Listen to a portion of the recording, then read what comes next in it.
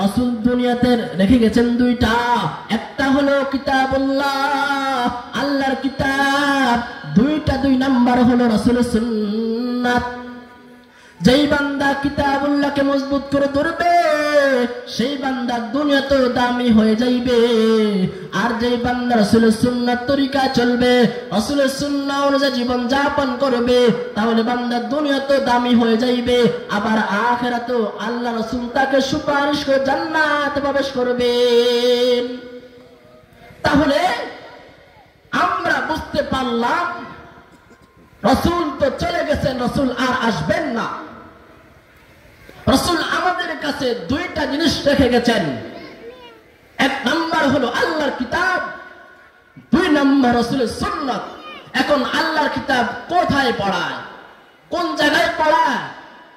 আপনাদের মাদ্রাসা দারুল উলুম বসতিয়া মাদ্রাসায় পড়ায়। এই যে আপনার সন্তানরা কোরআন পড়তেছে, আপনার সন্তানরা হাদিস পড়তেছে।